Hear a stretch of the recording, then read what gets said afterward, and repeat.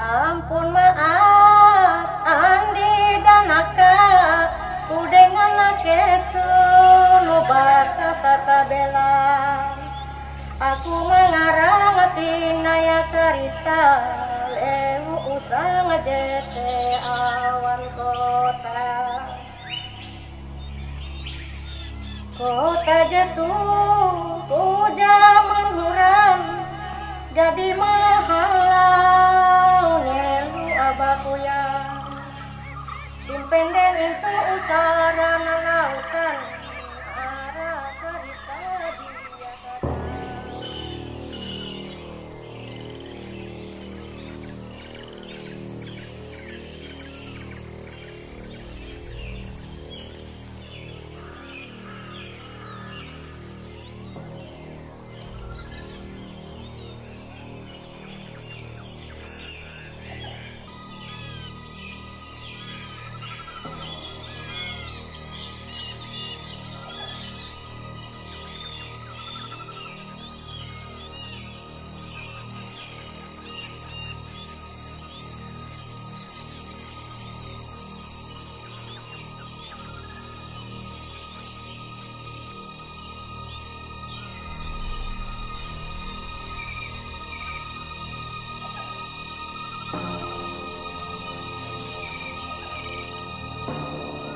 Hari.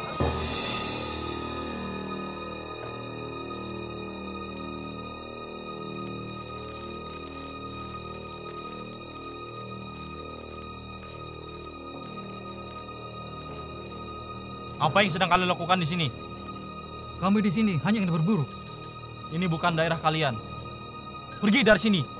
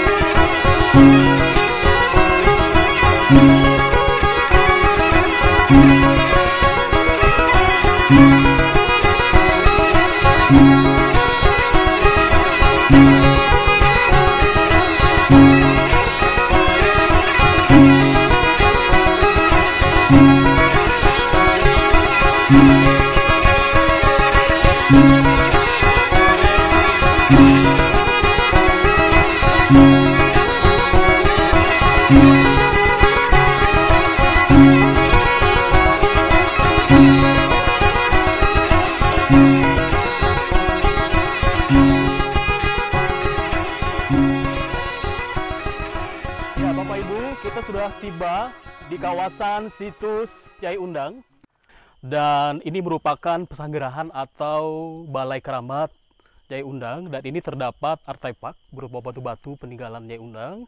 Dan saya akan jelaskan bahwa di tempat ini ada 5 tiang bendera utama kerajaan pada saat itu. Dan juga itu ada juga kayu ulin, merupakan tiang kayu ulin yang untuk benteng Kota Batagu. Ada beberapa di sini. Waktu itu karena ada kejadian kebakaran, jadi ini tidak bisa terlihat bentuk utuhnya. Dan di sebelah selatan itu adalah tempat kediaman Nyai Undang, dan juga masih terdapat juga situs berupa tiang rumah, tiang betangnya. Kemudian di sebelah sana juga ada pelabuhan. dan juga ada menara pandang. Kemudian di belakang keramat ini tempat pemandian, dan di tempat ini merupakan salah satu kawasan destinasi wisata di Kabupaten Kapuas.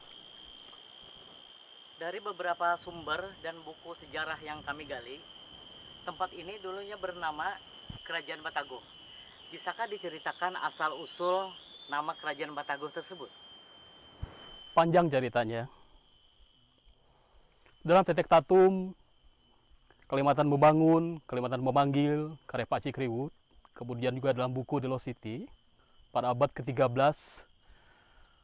orang tua Nyai Undang, Raja Sempung, bersama 5 kepala keluarga dari Tumbang Bajangai datang ke tempat ini dan membentuk sebuah pemukiman dan membangun sebuah benteng berukuran 5 km dari kayu besi atau kayu kulit.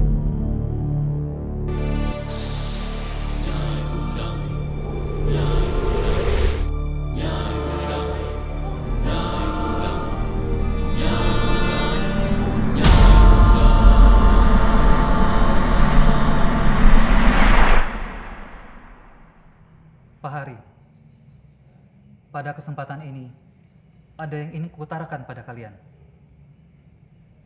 Dan yang kusampaikan ini adalah sebuah keputusan yang bulat. Apakah ini ada kaitannya dengan peristiwa itu? Benar. Aku bersama istriku Nyai Nuyang akan pergi meninggalkan tempat ini dan akan mencari pemukiman baru. Kuharap kalian bisa mengikuti kemana kami pergi. Karena ini juga demi keselamatan kalian. Apakah kau sudah menentukan kemana kita akan pergi? Entahlah. Sampai sekarang aku juga belum tahu. Tapi yang pasti, tidak akan jauh dari moral laut. Ada petunjuk. Ayam jago serapat Kambudiwasi. Ayam jago serapat. Maksudmu? Iya. Ayam jago serapat Kambudiwasilah yang akan menuntun kita. Jikalau ia berkokok, berarti disitulah kita tinggal. Tapi Sempong, kalau kami semua ikut denganmu untuk tinggal di sana, lalu bagaimana dengan nasib daerah ini? Apakah ditinggalkan kosong begitu saja oleh keluarga kita? Tentu saja tidak, Sangen. Untuk menjaga marwah keluarga kita, Nyi Endas bersama keturunannya harus tetap tinggal di sini. Dan kami sudah berunding tentang masalah ini. Bagaimana menurutmu Nyai Endas? Apakah kau tidak keberatan? Tak apa. Justru aku lebih senang untuk tetap tinggal di sini bersama keluarga besar yang lain. Dan benar apa yang dikatakan Sempong. Marwah keluarga kita di sini harus tetap terjaga. Dan kalau misalkan aku ikut, siapa yang akan menjaga kebun kita yang sebegitu luas hektarnya? Sementara hasil dagang kita diambil dari sini, bukan? Terima kasih, Nyai Endas. Semoga di sini tidak akan terjadi apa-apa. Baiklah Sempong, aku berserta keluargaku akan mengikutimu kemana kau akan pergi. Iya Sempong, tak terkecuali aku, kami juga akan ikut. Sangen, Dambong, Kalau kalian ikut, tentu saja aku akan selalu bersama kalian dimanapun kalian berada. Kapan kita akan berlayar? siapkan semuanya. Kita segera berlayar.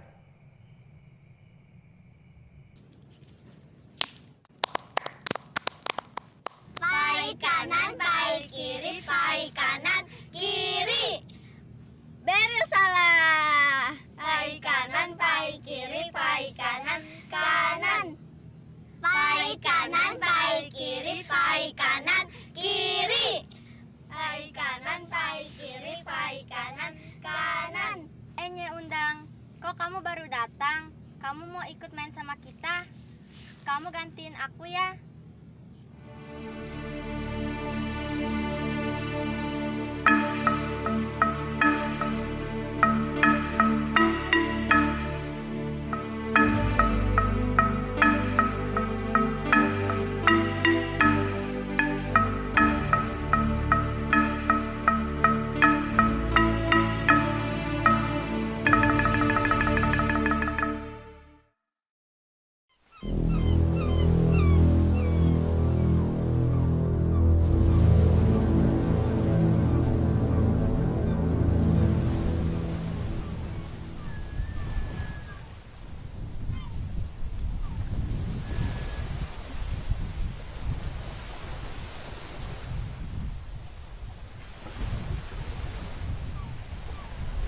Mengapa kau terus berdiri di sini, Sempong?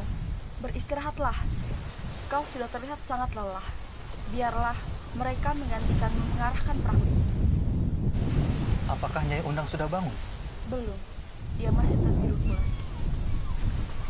Temani dia sampai dia terbangun. Aku tidak akan beranjak dari tempat ini sebelum menemukan tempat itu.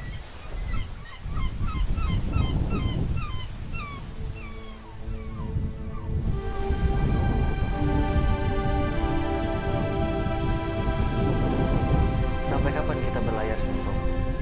Sudah beberapa hari, belum juga menemukan daerah yang kita maksud. Sabarlah, Rambang. Sebuah petunjuk tidak akan salah. Akan ada saatnya pertanda itu akan muncul. Kau yakin itu? Aku meyakini setiap petunjuk yang datang. Tinggal menunggu waktu saja. Semoga kau benar.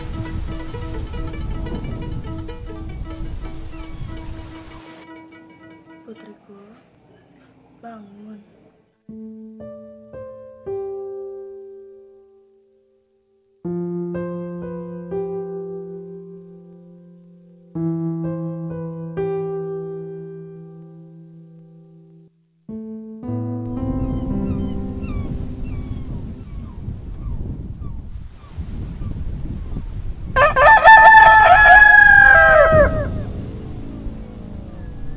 Rambang, Ringkai, Sangen. Kalian dengar ayam ini berkokok? Iya, kami mendengar. Tepikan perahunya.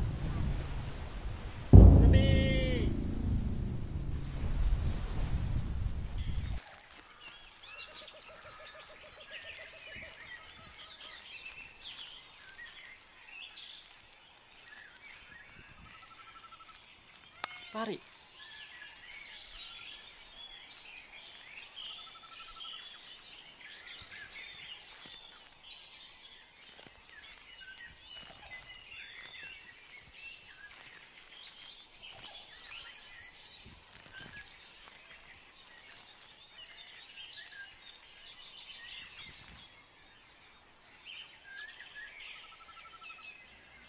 Daerah ini benar-benar terasa lain.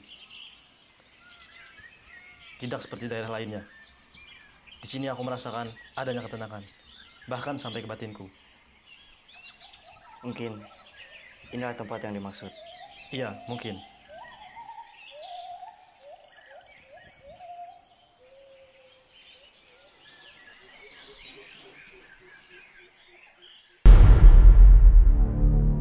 Oh, pare, heto keton, tege batang kawang hai.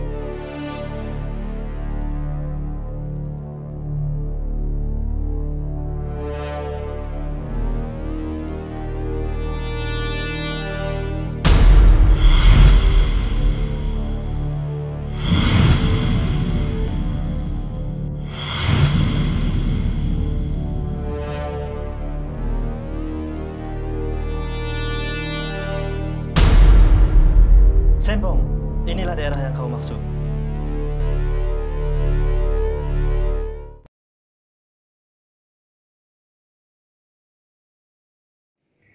Sudah bertahun-tahun kita menempati daerah ini. Tapi sampai sekarang, kita belum juga memiliki seorang raja. Bukankah rakyat yang makin hari makin banyak? Sudah seharusnya kita mengangkat adanya seorang raja. Sangen, bagaimana pendapatmu tentang hal ini? Menurutku, memang benar apa yang disampaikan Temanggung Gambong. Penduduk kita memang sudah seharusnya memiliki seorang raja. Sekian lama kita tinggal di sini. Kenapa? Kenapa baru sekarang kita terpikir bahwa penduduk kita semakin hari semakin bertambah, harus memiliki sosok seorang raja? Lalu, siapa menurut kita yang pantas dijadikan sebagai raja? Tidak semudah itu kita bisa menentukan siapa di antara kita yang pantas menjadi raja. Tentunya yang terpilih sebagai raja harus memiliki kriteria yang tidak dimiliki orang lain. Kira-kira apa itu? Selama kalian tinggal di Pematang Sawang ini, pernahkah kalian berpikir bahwa daerah yang kalian tinggali ini harus memiliki seorang raja?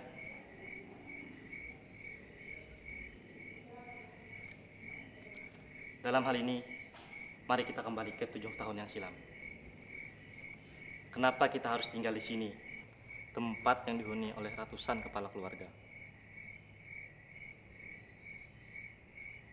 Tentunya, keberadaan kita di Pematang Sawang ini tidak lepas dari gagasan seorang Sempong, bukan?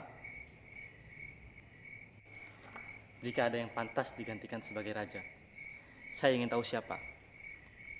Berwibawakah dia? Adakah jiwa kepemimpinannya?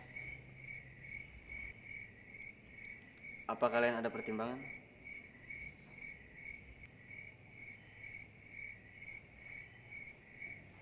Kami sepakat.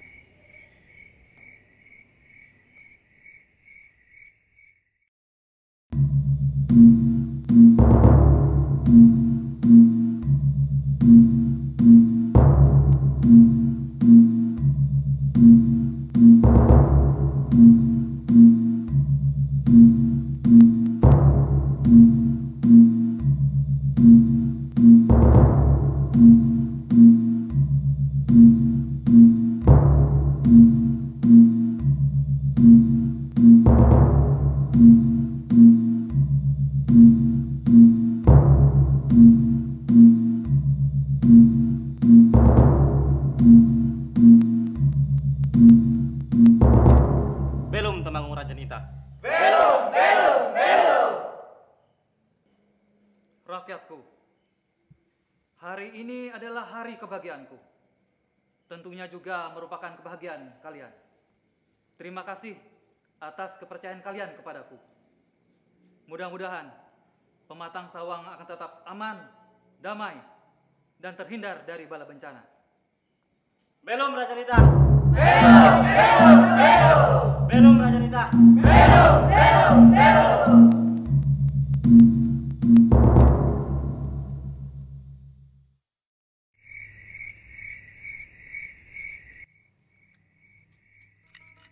Sekarang, kau sudah diangkat menjadi seorang raja. Tentunya, kau tidak punya pikiran untuk pergi jauh lagi, bukan? Entahlah, aku merasakan ada yang kurang dalam diriku jika aku tidak pergi jauh. Dan sebenarnya, keinginan itu sudah lama terbersit dalam pikiranku.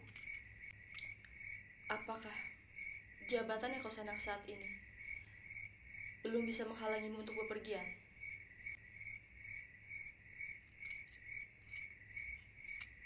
Lihatlah putrimu. Ia sudah tumbuh menjadi gadis dewasa. Ia butuh figur seorang ayah yang mendidiknya dalam hal kebaikan. Bagaimana nantinya jika ia kau tinggalkan pergi jauh? Aku lelah. Aku butuh istirahat. Nanti kita bicarakan lagi.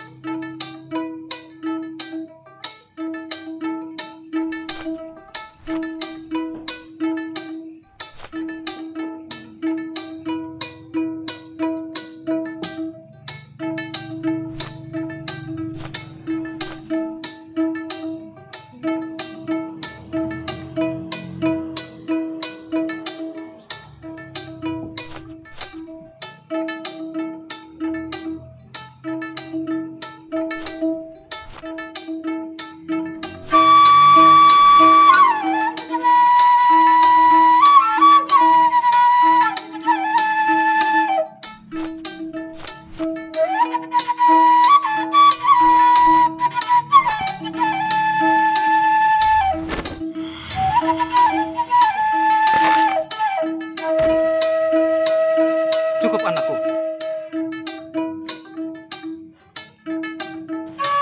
Ayah rasa cukup latihan pada hari ini. Tapi untuk meningkatkan kecepatan, ketepatan dengan tengkasan dalam setiap gerakan, kau harus lebih giat lagi dalam berlatih. Karena itulah yang terpenting dalam ilmu bela diri. Baik, Ayah.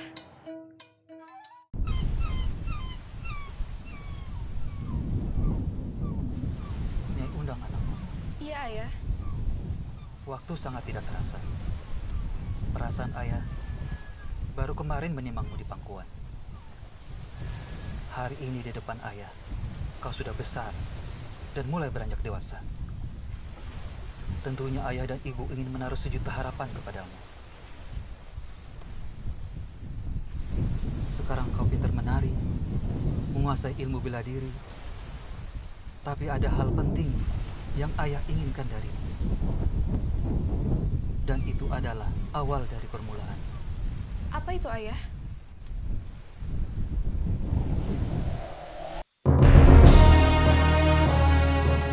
Nyai Undang anak.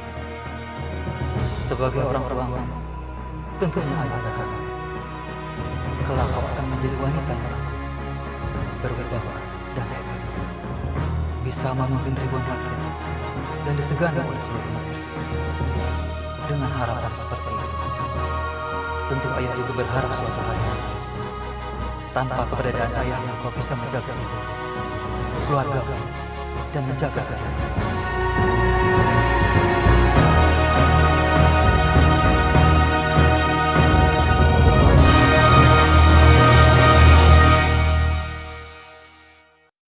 Selama aku pergi merantau, kuserahkan kepada istriku, Nyai Nuyang, untuk memerintah kerajaan. Kekuasaannya sama seperti kekuasaanku. Untuk putriku Nyai Undang, kuserahkan pusaka ini kepadanya. Ini senjata pusaka Dohong. Dengan pusaka ini, tidak akan ada orang yang bisa menyentuhmu kecuali seizinmu. Karena itu, rawat pusaka ini baik-baik.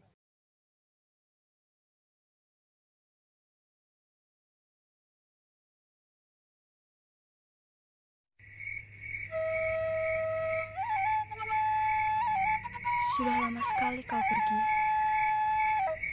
Mengapa belum ada kabar beritamu? Apa mungkin kau tidak kembali ke sini lagi?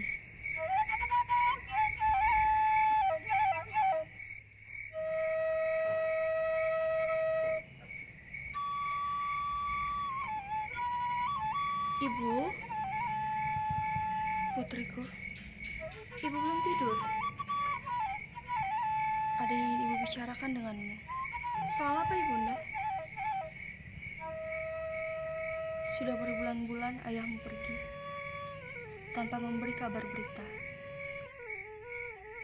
Sudah saatnya ibu rasa di rumah kita hadir sosok lelaki sebagai pengganti ayahandamu. Maksud Ibunda?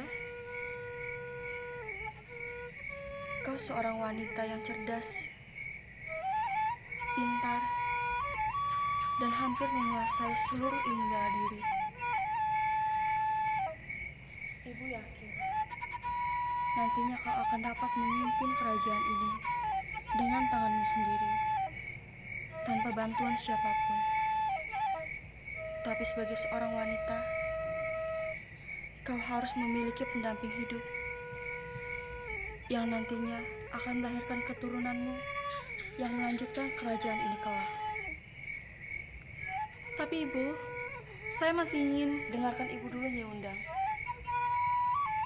Kelak kau akan mengerti maksud Ibu. Ibu tidak mau tahu. Kau harus segera menikah. Baik, Ibunda.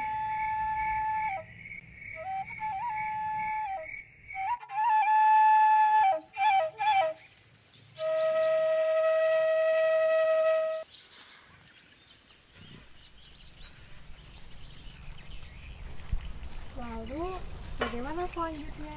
Apakah Nyai Undang dijodohkan atau dia memiliki pilihan sendiri untuk jadi suaminya?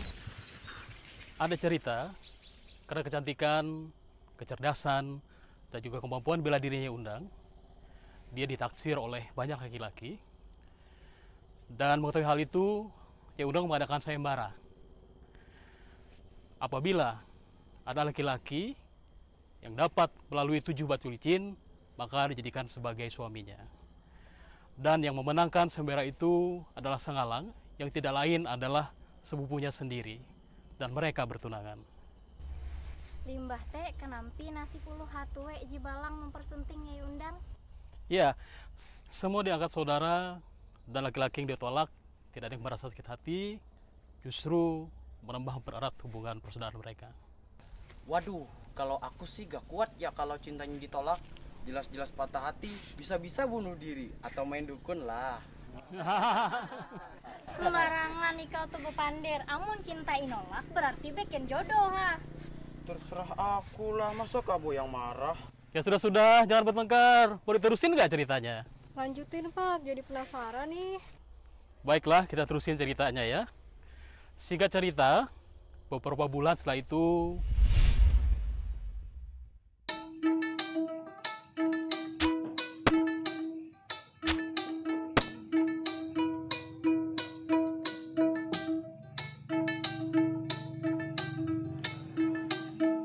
Wah, hebat sekali Nyai. Kami jadi ingin seperti Nyai, bisa menguasai seluruh ilmu bela diri. Tapi, ada yang lebih penting untuk dikuasai oleh seorang perempuan. Apa itu Nyai? Seorang perempuan harus pandai dalam menari, karena dari situlah letak kelembutannya.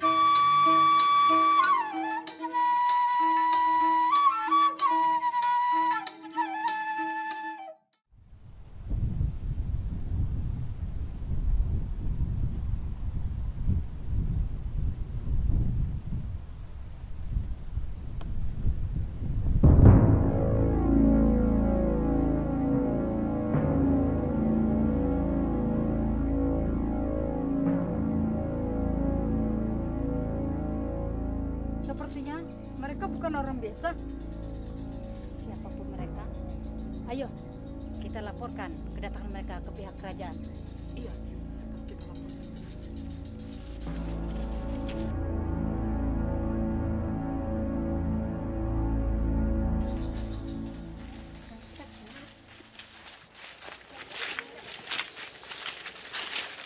Maaf Tuan, apakah benar Anda yang menggunakan kepal pecalang tadi? Iya, benar. Gusti Ratu kami mengundang Anda untuk datang ke kerajaan. Baiklah. Silakan ikut kami.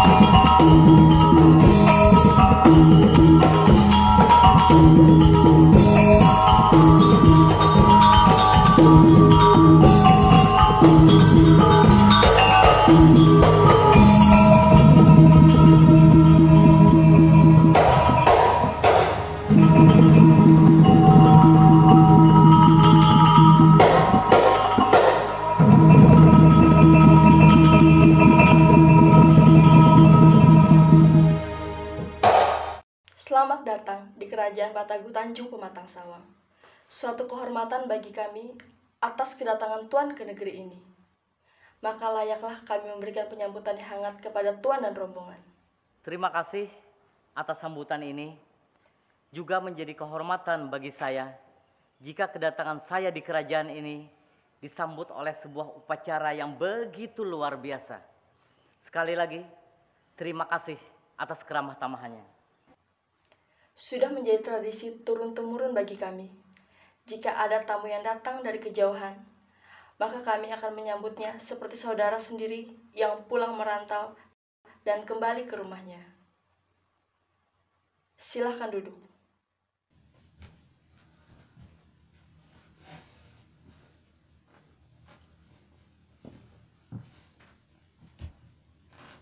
Kalau saya boleh tahu, dari mana Tuan berasal? Apa tujuan Tuan datang ke negeri kami? Lalu, siapa sebenarnya Tuan? Sebelumnya saya mohon maaf. Sejak awal tadi datang, saya belum sempat memperkenalkan diri. Nama saya Nawang, dan ini Daendong dan Dayoh Boloang. Mereka adalah pengawal saya. Kami berasal dari kepulauan seberang, tepatnya Mindanao. Kami memiliki sebuah kerajaan, yaitu bernama Kerajaan Suluk. Adapun tujuan kami datang ke negeri ini, tidak lain dan tidak bukan hanyalah untuk bertamasya. Tidak ada tujuan apa-apa.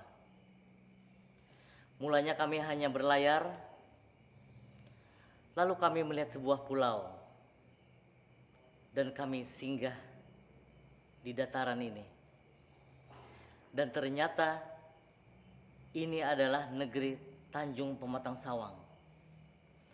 Sebuah negeri yang cukup indah, rakyatnya, rajanya sangat ramah. Terus terang, kami merasa tersanjung dengan sambutan yang begitu luar biasa. Dan itu yang membuat kami takjub. Terima kasih Tuan. Negeri Pematang Sawang ini memang memiliki tradisi yang harus diterapkan sampai ke anak cucu kami. Siapapun yang datang kemari dengan etikat baik, maka kami akan menjamunya dengan keramah tamahan kami tentunya. Wah, cantik sekali. Baru pertama kali aku melihat gadis secantik ini.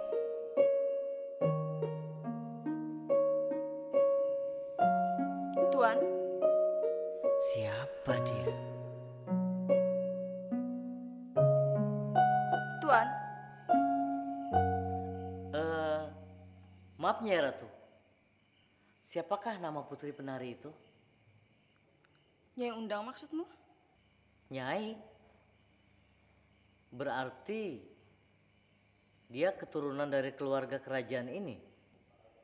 Dia putriku Raja Muda.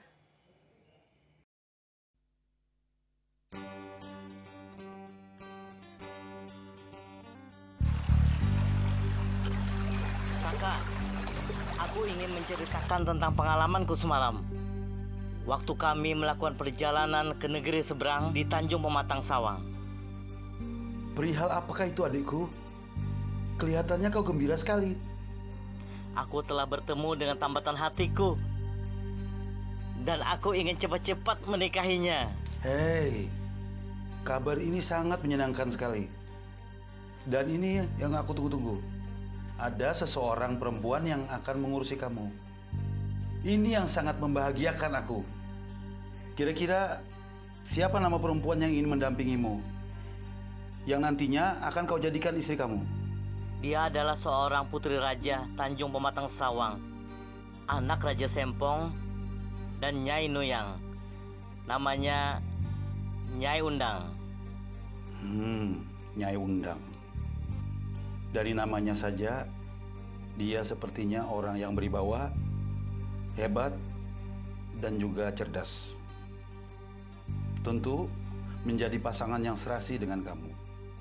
Dan aku sangat mendukung sekali. Ampun tuanku, menurut berita burung yang hamba dengar, bukankah Nyai Undang telah bertunangan? Benar tuanku, dan kami juga mendengar bahwa ia akan segera menikah. Bertunangan? Akan menikah? Benar tuanku. Benarkah itu, Nawang? Aku tidak peduli, Kak. Bagiku, meskipun dia sudah bertunangan, apalagi mau menikah, tapi kalau dia masih belum sah menjadi milik orang lain, masih ada kesempatan bagiku, Kak. Coba kau pikirkan sekali lagi. Jangan nekat. Itu tidak baik. Benar, Tuanku. Sebaiknya kita jangan terlalu bertindak bodoh dan gegabah. Jangan mengajari aku, Dengdong. Kamu tidak mengerti akan arti perasaan dan cintaku ini. Kalau aku tidak bisa mendapatinya Undang, aku bisa-bisa jadi gila. Kakak tidak perlu risau. Tidak ada yang perlu dirisaukan dengan adikmu ini, Kak. Dengdong, Dayo, kita akan segera kembali berlayar ke kerajaan Tanjung Pematang Sawang. Aku ingin menikahi Nyai Undang. Segera siapkan semuanya. Baik, Tuanku.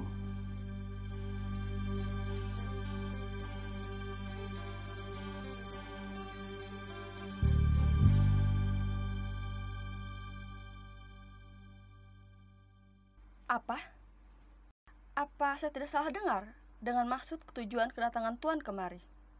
Sama sekali tidak, Nyai Ratu. Kedatangan saya ke kerajaan Tanjung Pematang Sawang ini hanya untuk Nyai Undang dan ingin melamarnya. Begini, Tuan. Sebelumnya saya mohon maaf. Saya harap Tuan tidak berkecil hati. Karena putriku Nyai Undang telah bertunangan dengan lelaki pilihannya dan akan segera menikah. Tidak apa, Nyai Ratu. Tapi kalau saya diizinkan, bolehkah saya ingin menemui Nyai Undang dan ingin berbicara sedikit dengannya? Perihal apa? Ya, perihal kedatangan saya ke kerajaan Tanjung Pematang Sawang ini. Tuan, seperti yang saya sudah sampaikan tentang putriku Nyai Undang, dan Tuan juga sudah langsung mendengar apa yang dikatakannya. Saya harap Tuan bisa menghargai keputusannya. Nyai Undang? Mana Nyai Undang?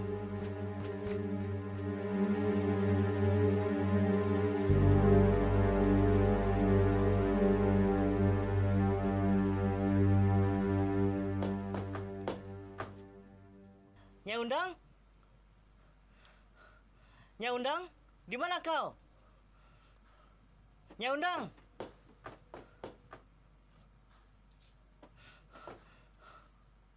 Nyai Undang, rupanya kau di sini. Aku mencarimu, Nyai Undang. Ada apa Tuan datang kemari menemuiku? Bukankah Tuan hanya ada perlukan kerajaan ini?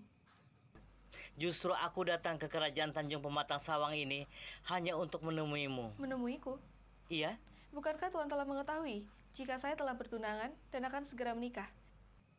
Jadi, lupakan maksud tujuan Tuan ke saya. Justru lupakan saja tunanganmu itu dan menikahlah denganku. Aku mencintaimu, Nyai Undang. Sejak awal pertama kali melihatmu, aku sudah jatuh hati. Tolong hargai perasaanku. Tidak sopan. Dengarkan dulu, kita belum selesai bicara. Nyai Undang, Nyai Undang, dengarkan dulu, aku masih belum selesai bicara.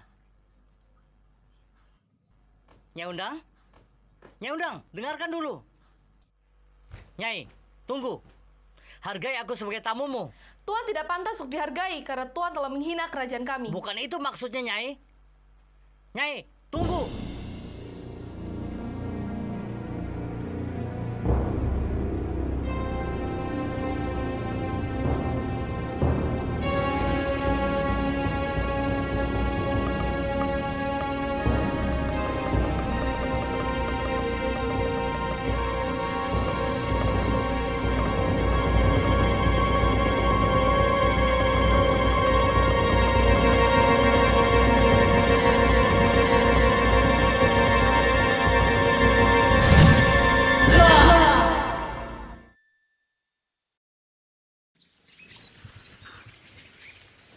Jadi Raja Muda Nawang mati.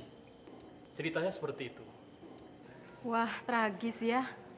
niat ingin melamar gadis yang dikagumi, tapi ternyata dia datang ke kerajaan itu untuk menyerahkan nyawanya.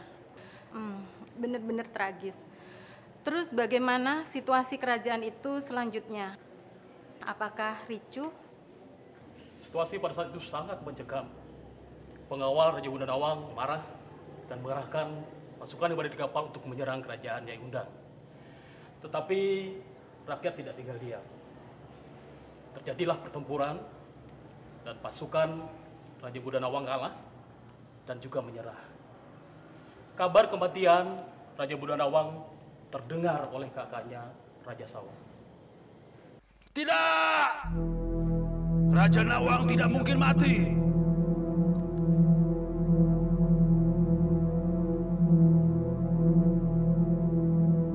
Nyai Undang dari kerajaan Pematang Sawang.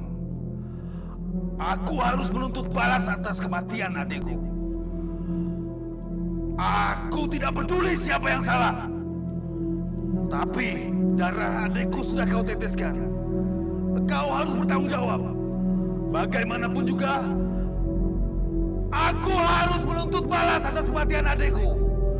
Aku harus menyerang. Aku harus menyerang!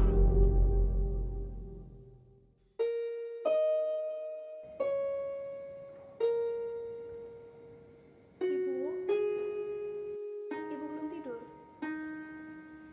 Tidurlah, Ibu. Beberapa hari ini, saya perhatikan Ibu selalu menyendiri di sini. Saya takut Ibu nanti jatuh sakit.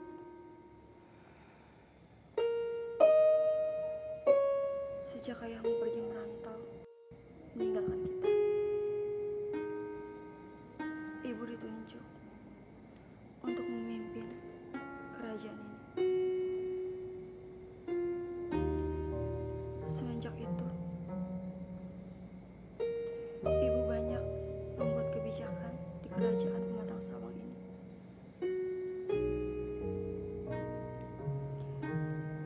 Agar negeri ini tidak terjadi perpecahan dan perperangan.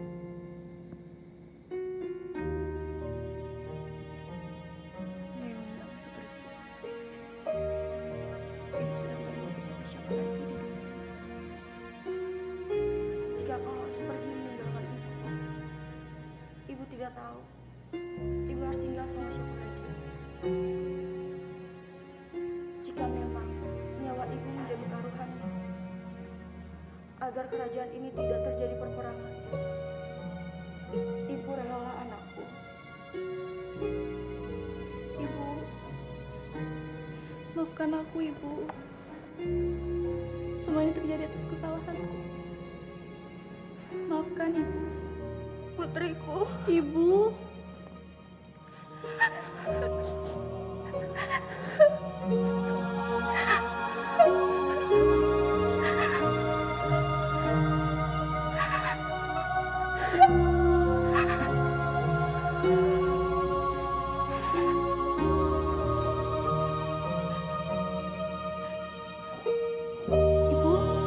Ibu, ada pedanganmu, Ibu. Ibu, bangunlah, Ibu.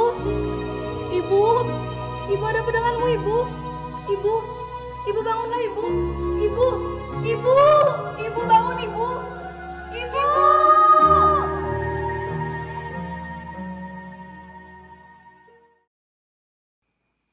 Ibu.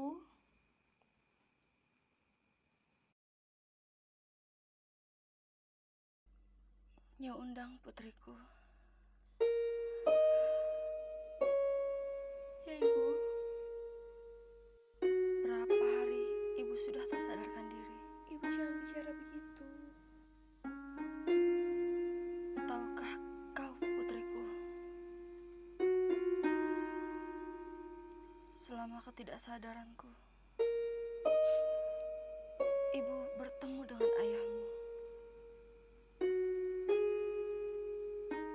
Dia menanyakan kabar tentangmu. Ibu menjawabnya,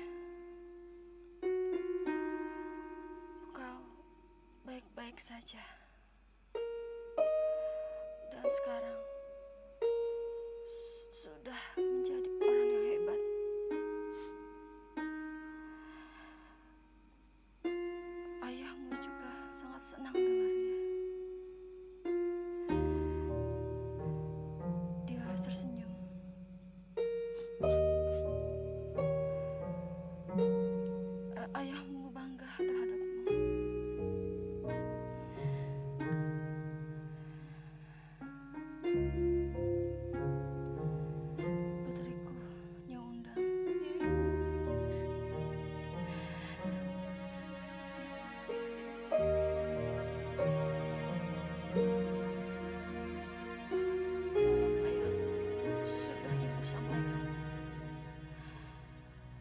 juga kalian.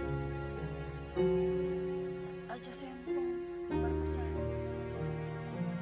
jaga persaudaraan di antara kalian. Jangan bicara seperti itu, Ibu. Ibu pasti sembuh. Ibu harus memimpin kembali kerajaan ini. Bukan waktunya lagi ibu memimpin putriku. Sudah waktunya ibu pergi bersama ayahmu ke Nirwana. Tidak, Ibu. Ibu pasti sembuh. Waktu ibu sudah tidak lama lagi. Ayahmu sudah menunggu ibu.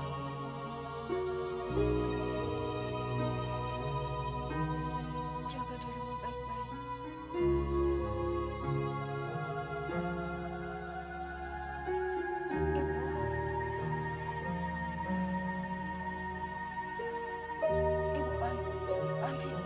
Ibu, tidak Ibu. Ibu bangun Ibu.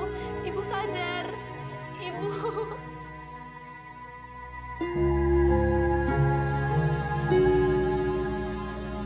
Nyai Nuyang meninggal dunia dan dimakamkan secara ritual keharian.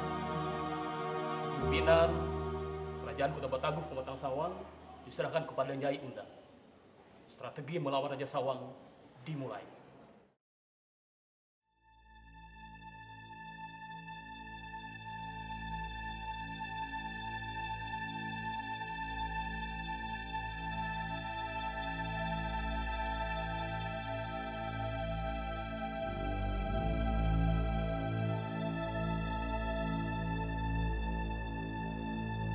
Mengingat di wilayah Tanjung Pematang Sawang dalam ancaman, Nyai Undang mengirimkan totok bekaka, sebuah tombak yang ujung matanya diberikan kapur sirih sebagai tanda meminta bantuan.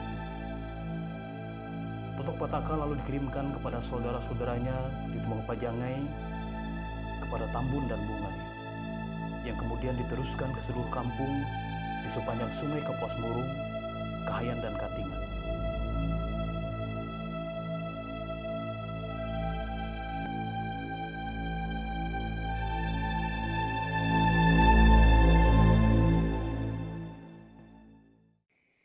Nyai Undang, silakan.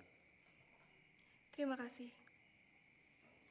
Beberapa bulan yang lalu telah terjadi peristiwa di Pematang Sawang, di mana seorang tamu kita yang bertandang dari negeri seberang. Dan disitulah sebuah peristiwa yang tidak diinginkan terjadi. Dia mati di sini. Ternyata dia adalah adik dari seorang raja. Raja Muda Nawang namanya. Kakaknya tidak menerima jika dia mati dengan cara seperti itu. Beberapa kali, negeri kita telah menerima ancaman dari mereka, dan mereka akan menyerang negeri kita dengan kekuatan mereka. Aku takut akan terjadi serangan mendadak, sementara Pematang Sawang tidak memiliki kekuatan apapun. Siapa nama rajanya? Dia bergelar Raja Laut Sawang, Kerajaan Sulu. Adakah Nyai sudah mengirim utusan untuk meminta perdamaian? Sudah. Hatinya yang keras sama dengan hati adiknya yang tewas. Dia menolak perdamaian dan akan tetap menyerang Pematang Sawang. Jadi, maksud dan tujuanku mengumpulkan kalian di sini adalah aku ingin meminta bantuan, baik dari segi tenaga dan pemikiran. Aku tidak ingin Pematang Sawang musnah. Masalah ini tentu tidak bisa kita anggap remeh. Apalagi untuk mengambil sebuah keputusan, kita tidak bisa gegabah. Mau tidak mau, jika Raja Laut Sawang bersikap keras untuk menyerang, tidak ada jalan lain kecuali harus melawan dan menghadapinya. Tapi jumlah kita sangat sedikit. Sedangkan jumlah dan kekuatan mereka berkali-kali lipat dari kita. Bagaimana mungkin kita bisa menang? Setidaknya kita bisa bertahan. musuh berada di wilayah kita, maka disitulah kita akan melakukan perlawanan. Karena musuh tidak menguasai dan tidak mengerti dengan wilayah kita. Kemungkinan besar kita akan berhasil memukul mundur musuh. Maka kembali lagi pada strategi perang yang ada. Aku setuju dengan apa yang dikatakan oleh saudara Bungai. Gunakan strategi yang ada. Apa yang kita bisa? Lalu apa yang harus kita lakukan? Kita tidak bisa membuang banyak waktu. Bisa saja dan kapan saja serangan akan datang. Secepatnya kita akan membuat benteng pertahanan. Brandon, kumpulkan kayu lilin sebanyak mungkin. Mintalah bantuan kepada sukarelawan. Baik. Aku dan Bungai akan mencari sukarelawan yang lain untuk ikut berperang, mempertahankan Pamatang Sawang. Secepatnya kita akan bergerak. Ya Undang, kau jangan risau. Mereka dan aku selalu bersamamu.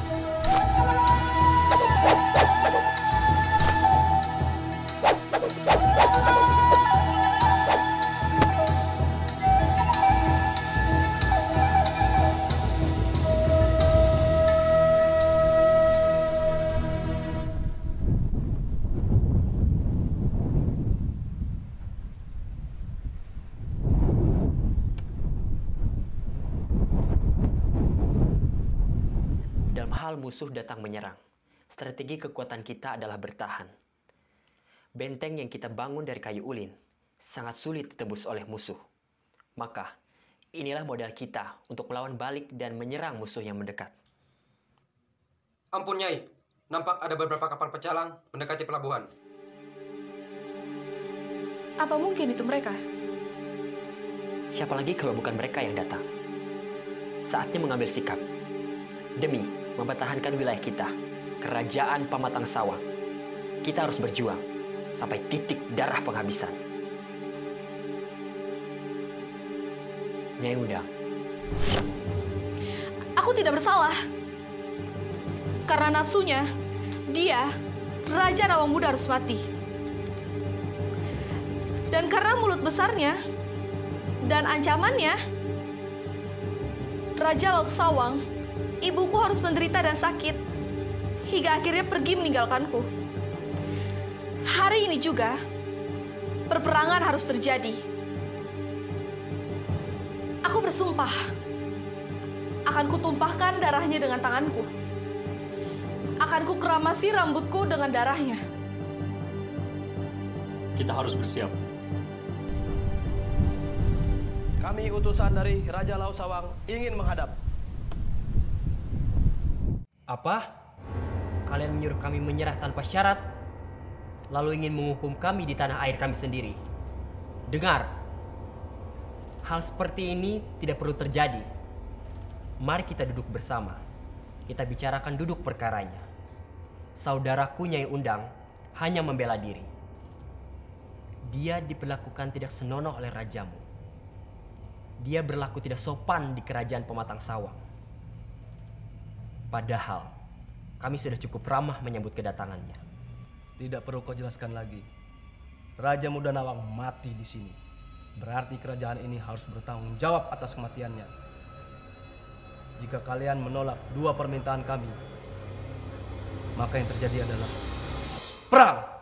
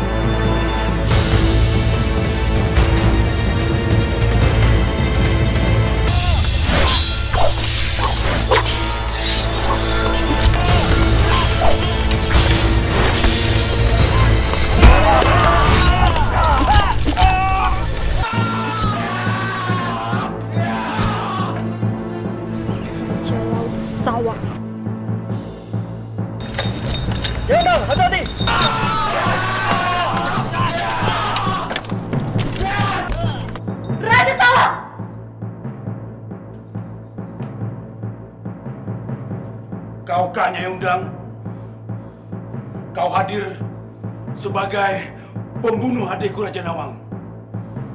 Kau cantik, tapi kau ternyata pembunuh. Kau harus bertanggung jawab. Terserah apa katamu, Sawang. Tuduhanmu atasku telah membuatku sakit hati. Dan dendammu padaku telah membuat orang itu sayang. Sekarang kau telah membuat kacauan di kerajaan. Dan hari ini juga kau harus membayarnya. Kau yang salah. Kau dasar wanita pecundang. Mulut besar kau, Sawang!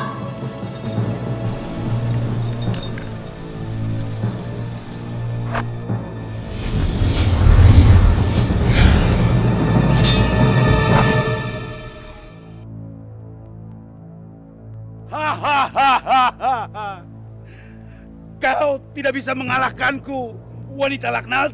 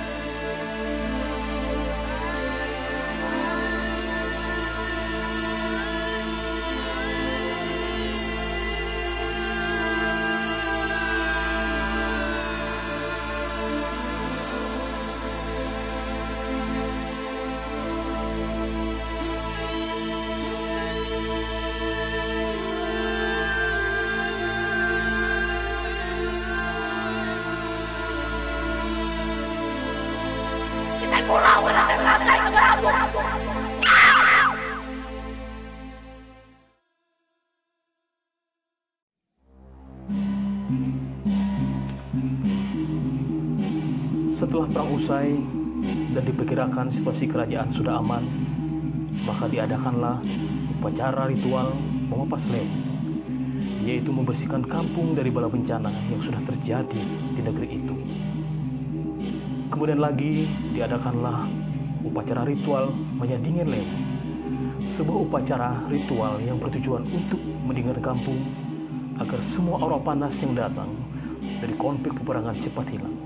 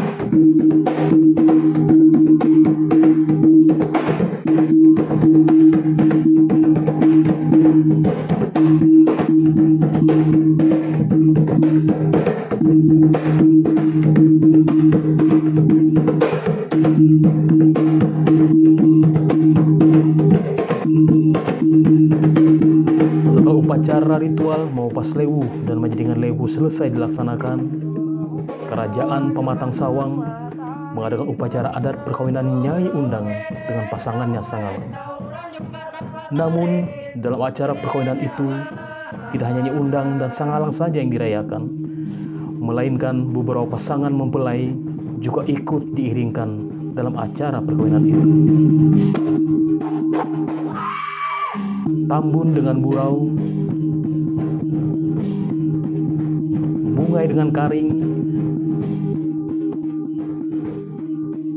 Ringkai dengan Timpung,